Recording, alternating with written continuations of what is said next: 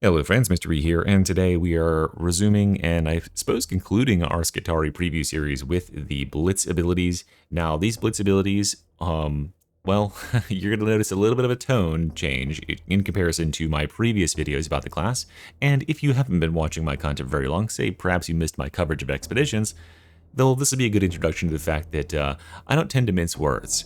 If I think something sucks, I'll let you know it sucks. I am just here to call balls and strikes, and I will call these grenades here balls.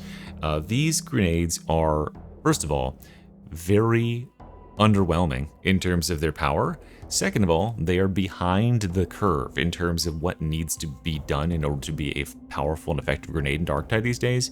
And third of all, they are completely ignoring, well, almost completely ignoring, a very, very obvious mechanic that could be functional with these. It would be super cool to be using the class with instead. But instead, we have been forced into using grenade packs. Just like most of the other grenades in the game do, where you have to go around and you got to pick up these little grenade packs that occur randomly in the level, and that just breaks the entire game. I think that the grenade packs, first of all, let's go ahead and go down this first part here where I explain like why grenades are so screwed right now. Grenade packs are found randomly throughout levels, right? There's no guarantee that if you start with some grenades and you use them on a fight, that you're gonna find a pack anywhere, right? You could miss the chest that it's in. It could take a very long time before it spawns anymore. You could find one, you could find 3 in the same room and not have enough enemies to use all the grenades on, right? So what this encourages you to do is play in one of 2 ways. You either will choose a class that is independent of grenades, so you'll play Arbites with shock mines and the regeneration, or you'll play Arbites with the dog explosion, which has a cooldown instead. You'll play Veteran, who's independent of those grenades because he can print his own.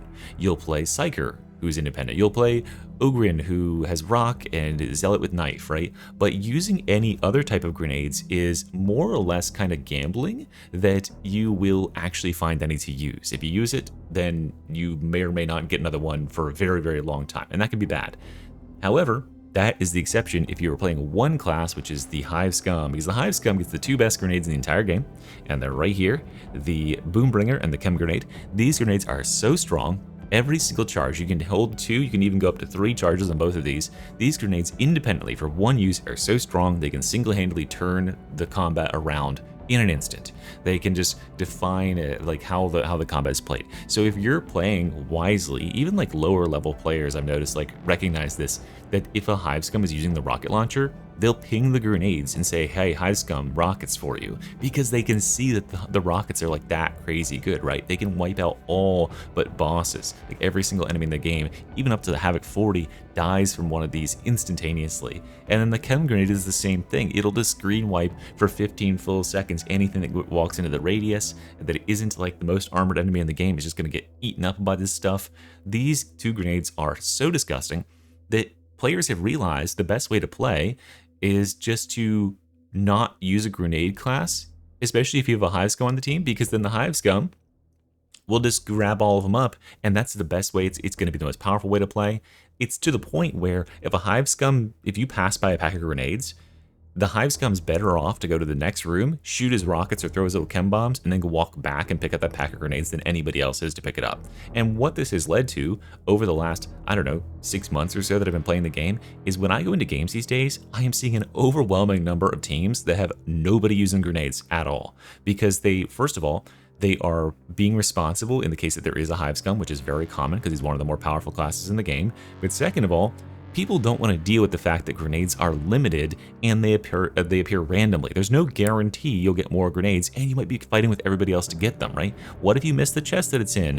What if, like, who knows, right? There's an infinite number of situations that could happen where you don't get any more grenades, and generally, on average, they aren't powerful enough to justify the fact that they're limited.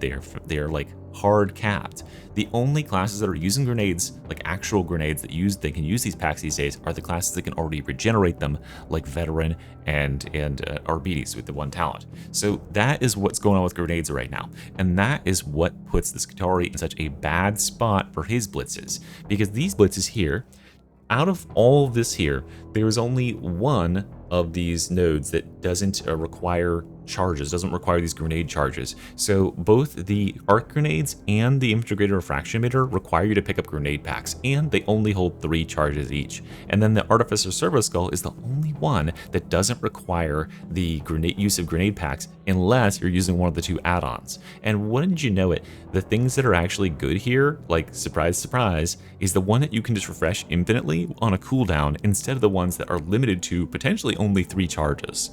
So yeah, this is a really, really big problem, and it gets worse when we look at the actual impact of these grenades. So let's flip over to some gameplay demonstration, and I'll show you how these grenades are not measuring up to where they need to be if they are going to stay as grenades. Okay, so first up, let's discuss the arc grenade. This one is like, I don't know, kind of salvageable, maybe. Here's the problem with the arc grenade. First of all, we only get 3 charges here.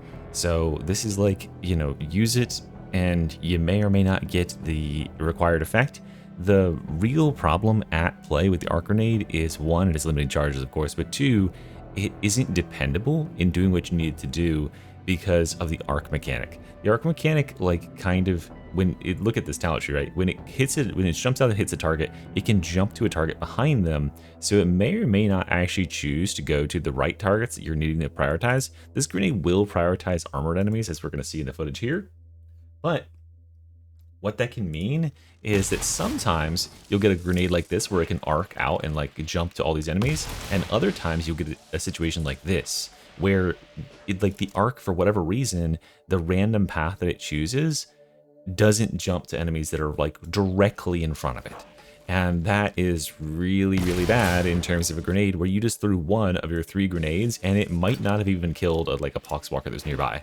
Then we come to the general damage that it does, which is, as we can see here, oh well, that was I think these enemies were hurt when she was demonstrating. But watch this, very lackluster, I would say. And these enemies actually, this guy actually got hit by multiple arcs. 2 of them went to him, but like only 1 went to each of these guys. So when this isn't even powerful enough to kill elites, look, that's the default damage of an arc, right? 1000 damage. So these enemies that actually died, they were being hit by multiple arcs that somehow found their way back to the same target. But sometimes, a lot of times, when you throw this, the enemies won't be hit by multiple, and therefore they'll still be left standing. And keep in mind, this is base auric difficulty HP values, so on Havoc, this is like completely useless because these HP values are 50% higher on Havoc. So yeah, all these enemies are still going to be left standing, and you just threw 1 of your 3 grenades. Like, that is pitiful. And this, by the way, was with both of the augments going, which means not only were we shooting 6 arcs instead of 4, but we also had additional brittleness put in there. Yeah, this grenade requires you to invest 2 nodes. Remember that with grenades in this class, you don't have to pick a grenade, right? So if I don't pick this, I'm gaining 2 other talent points. In order to pick this, I would have to think that throwing 3 of these at some point in the level is going to be worth it. And look at what they do when there's only, when it's just 4. Like, you can just have like situations like this where, okay, cleaned up that 1 enemy over there, but like it barely did anything to that Mauler. It's not even like taking half their HP. And yeah, it's just super like unpredictable as to what it'll do. It's super lackluster in terms of the amount of damage that you will experience from this grenade in general. Compare that to the rocket launcher, where when you shoot the rocket launcher, you're guaranteed a result, right? You are guaranteed that everything within a certain radius is dead, the end. And that's how grenades should actually function. Now, let's talk about the second grenade here. So this one is like bad, but like in the like a 3 out of 10 level bad.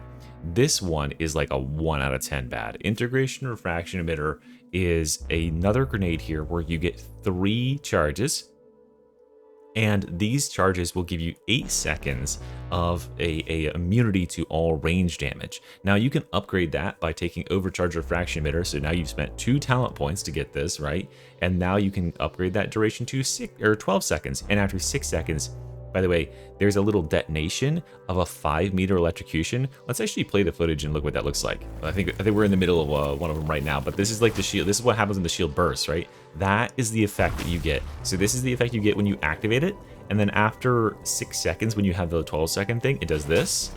which that's the radius, right? That's the whole radius. You need to be standing directly next to these enemies, basically, in order to get this effect. And it does like 100 damage with the shock and paralyzes them for about 2 total seconds.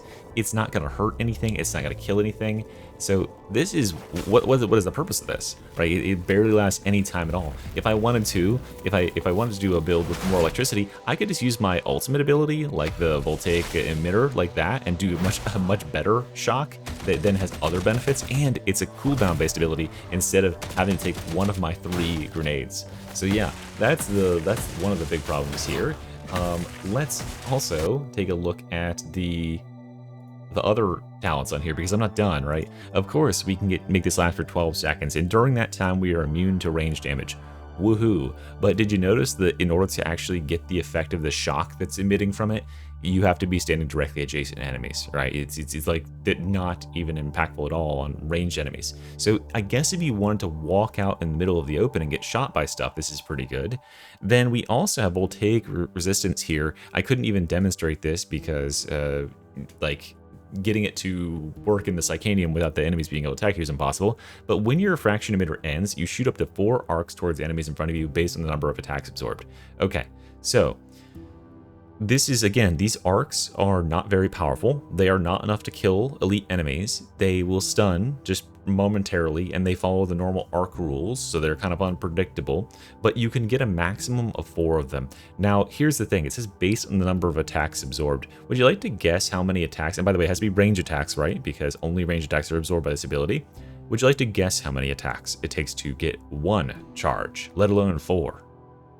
It takes 10 attacks. You have to get shot 10 times in order to get 1 arc off of this at the end of your duration. So you got to get shot 40 times in order to get 4 arcs. And that is just terrible. That is just horrible. Because I mean, you're going out in a situation where, like, you need to get shot. What if in that moment, by the way, keep in mind, you took a talent to get this, and you took a bonus talent to get this extra effect on it, and you are using one of your 3 limited resource grenades to get this going, and then you walk out in the open and you have to get shot 40 times in order to do 4 arcs that are going to do cumulatively like less than 5,000 damage probably, and might kill like some poxwalkers or something. Like that's the effect that you get out of this much investment. 2 talent points anywhere else, or this? I don't know. I wonder. So yeah, this is just terrible because it just requires getting shot far too much. And who's doing this? Who is like, you know, you got your ranged immunity shield, but like on many difficulties, like when you're not playing on Havoc, it's not that common for enemies to be just like going ham on you. And then if they are, you're probably less than tempted to walk towards them while you have your shield up that's going to evaporate in 8 seconds. Because like, yes, it does do an arc, but you have to be within 12 meters to hit it. So you need to be like close-ish to enemies that are shooting you with their machine guns in order to arc them. And then other enemies are going to pick up and shoot you. And again, this is just such a waste in terms of a grenade when you could have a grenade that actually like helps the team. This basically just says, oh no, I'm getting shot by some gunners and I don't know how to slide or dodge or get behind cover. Let me use one of my grenades to do it. Just terrible, just terrible. And then the last one, I'm saving the worst one for last. Kinetic repulsion here. I nearly lost my mind when I figured out what this did by watching Jefficus on stream. So what does this read? Limit all health damage taken while integrated refraction emitter is active to 50. So when I read that, I see that it's fundamentally different than a different talent in the game that is called True Grit over here on the Arbites, right? So here's Arbites. Limit the maximum health damage taken from an attack to 50. Okay, you hear that right? Limit the maximum health damage taken from an attack to 50. Then we have this talent, Kinetic Repulsion. Limit all health damage taken while integrated refraction emitter is active to 50. Okay, what do you think the difference is there? Because if you think like me, if you think like a right-thinking person who can read English, it's capping your health loss to 50, right? Like you can only lose 50 total. And that would be okay, I guess, but still not great. At least you could like activate this and be like, all right, I'm immune for the next 8 or 12 seconds. But nope. Nope, this is literally the same thing as True Grit, except it is not from attacks.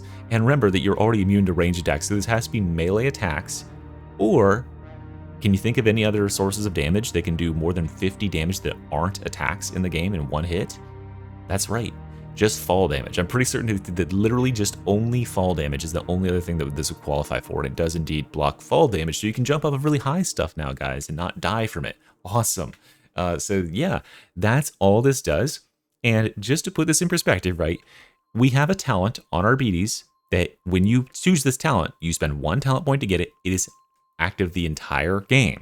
Why is this talent good? Why do players choose this talent? Well, because sometimes you do a fucky wucky and a crusher overheads you and you miss the dodge, or you take a sniper bullet that you didn't see coming out of nowhere, and then that triggers because you have it active all the time, and there you go. This Skitarii talent requires you to pick 2 talents to get that same effect, and it's only in effect for the duration of your active emitter, which means you have to somehow foresee the damage coming.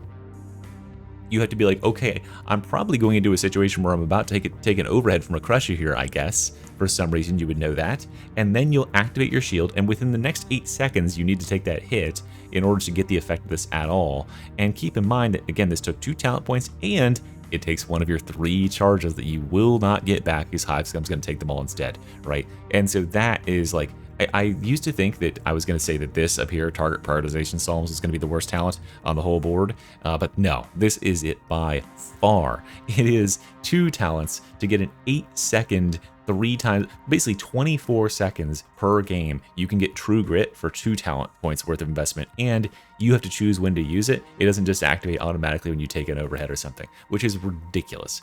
So yeah, those are terrible. And this is like, no way anyone is actually going to use this in actual gameplay. Because at the point in the game where the game is like difficult enough and there's enough damage going out where you'd want a defense like this, like it's just not functional in Havoc. It would serve no purpose in Havoc. And this might serve a purpose, but yeah, it's better just to have 2 or 3 talent points more. Then over here, okay, thankfully guys, we saved the best for last. Thankfully, I know you all are going to be happy about this. The Artificer Servo-skull is still good. Okay, so at a baseline, the Servo-skull that you get without investing any points, it does like 200-ish damage per shot. I think I have footage of that. Let's put the footage up now. Okay, so I think the first bit here, yeah, okay, so that's with some investment. That's with New Sphere Command. But let's go ahead and take the talent points out. Okay. Okay, so this is just the upgraded, the basic. If you take this Blitz, this is what your Servo-skull will do. So it attacks twice as fast as the base Servo-skull does, and it applies 1 stack of fire. This is very, very, very good, because fire stacks adding up over time like that can do a lot of damage to bosses, even without any other investment. So just having this Servo-skull will, over time, like really help you damage bosses, and it counts as ranged attacks, by the way, which is very important for the talent tree. But that's the base skull, by the way. You see there? 200 damage flat, that's it. Then if we take New Spheric Command there, that extra augment, it makes him attack like this, super, super fast, which obviously stacks up the damage on the burn even faster. And yeah, it costs 25% of your capacitance to do that. But as you can see, looking in that bar down there, that capacitance cost isn't all that bad. Like, we're pretty much keeping even while we're using that. We don't gain any more capacitance while it's going on. But yeah, look at our ability. It's more or less staying even. But then we have to get to the stinky stuff. The first one that's the stinkiest of all of them here is the flame skull, unfortunately. So the coolest thing about this is this little rock, paper, scissors like icons that you do for deciding whether it's a cone or an AoE. When you decide that it's an AoE, this is the damage you can expect.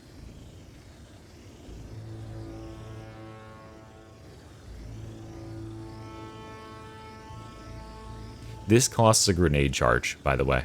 That just cost you a blitz to do that. You barely killed, you just barely killed a plasma gunner for a grenade charge. Isn't that awesome?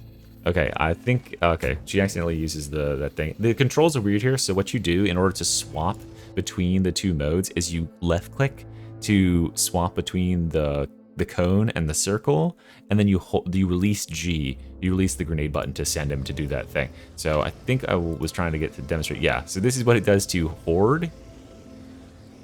Holy shit, is that slow, right? Like, that is crazy slow. Like, wow, that's terrible. And here is what I think, maybe there's a mess up again. Yeah, okay, this is what a cone looks like on these enemies. This is what, like, concentrated fire in these enemies actually does. Should we put up a timer? Do we need to put up a timer? Just look at the YouTube progress bar and watch how much it's moving while these enemies very slowly roast. I mean, they're going to be slow boiled. Slow broiled. They're going to be nice and tender, juicy, but yeah, they're not going to be dead. That's for certain. So yeah, this flamer skull thing is worthless. It is super worthless. Using a grenade, first of all, like again, yet another situation where we are being triple penalized for taking this. Not only is it worthless, but in order to get this, you have to invest 2 points. You have to have the base Servo-skull and you have to have the Purgator Servo-skull, and then you have to spend a grenade on top of that for that effect. That is a no. That is a hard no, and it doesn't do anything else passively the rest of the time, right? If this passively gave you a flamethrower skull that would just shoot at hordes and do that much damage when it was nearby you, sure. And then you could have it go out and do a little spinny thing for a charge, I guess.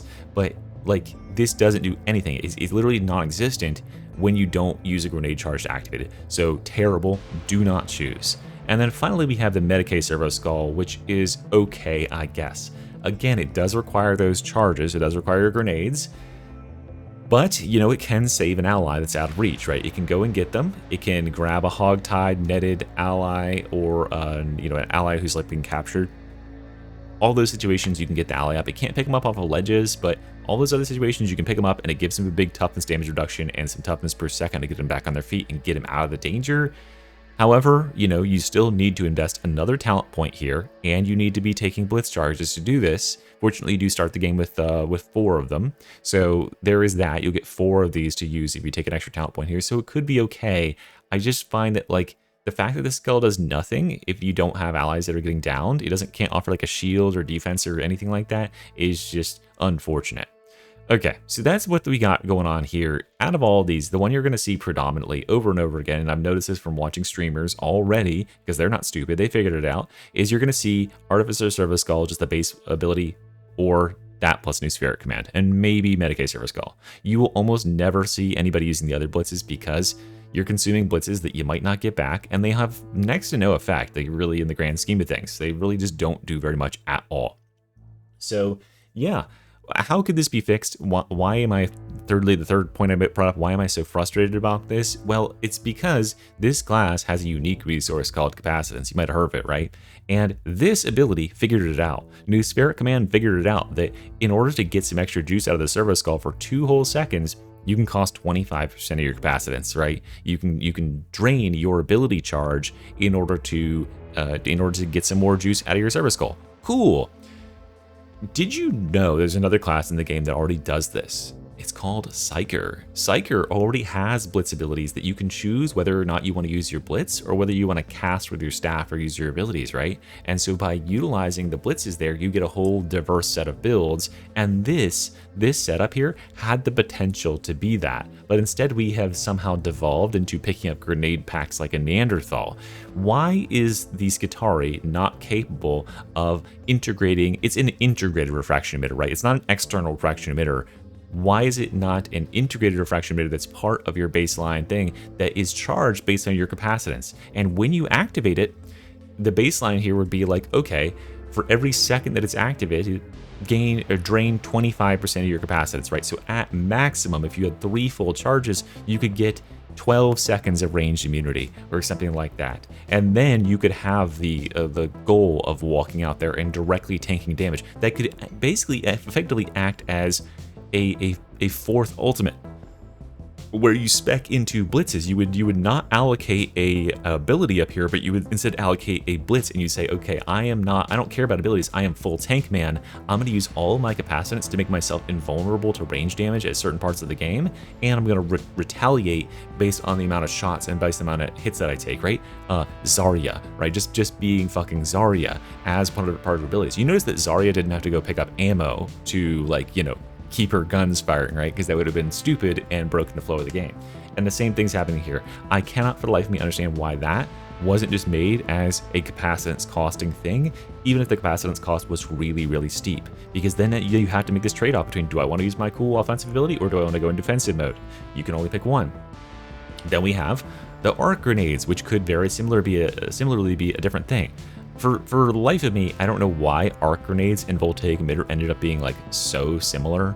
They are both like shocks that go off in an area and can launch out arcs at nearby targets.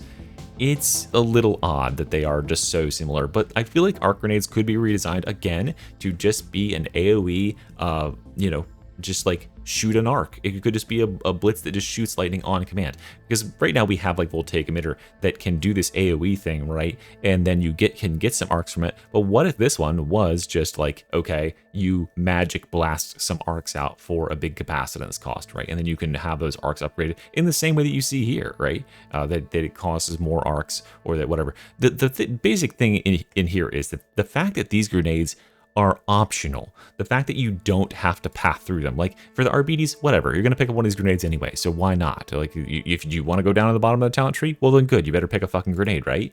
For this, you can completely skip it. So these need to be good enough to justify the cost, and because of the quality of the RBs or the Skitarii's talent tree in general, you are not going to be justifying that cost very lightly at all, and especially not with something you only might get 3 to 6 charges of in an entire game. So that's the thing there. One more note on the side of talking about blitzes in general. I think that when I was thinking about this, it made me realize how much I hate the current blitz mechanic in the game, where those charges are limited for all players and they're shared between all players, such that you don't know when you're going to get a grenade pack, which basically just forces you into seeding all those grenade packs to the person who has the best blitz. Why is it instead just not that there is a chest at the midpoint event on the mission that refills everybody's grenades or something like that, where you can have the guarantee that at least one time per mission you'll get a reload of all your blitzes, so you know in the first half I can use them and then I'll get them back in the second half. You know, why can we not have that, which would be a much more standardized experience and be easier to balance, honestly, than being able to stack the grenades in such a way that the hive scum can get 6 refills while everyone else gets none, right? And then they wouldn't have to balance around people like, you know, funneling resources to the high scum. I don't know, just a thought on the side there. So anyway, yeah, overall, unless things change, and there is still time to change things, unless things change very drastically around these 2 blitzes, you will not see them in gameplay like almost at all, except for people that really don't know what they're doing, and you'll be seeing a whole fucking lot of the skull with new spheric command. I imagine teams of 4 can probably just roll lower difficulty to that fairly easily, so check out for that. Alright, thanks for watching, guys. Sorry to be a downer, but that's the reality of it, and I'll see you in the next one. Mystery out. Bye-bye.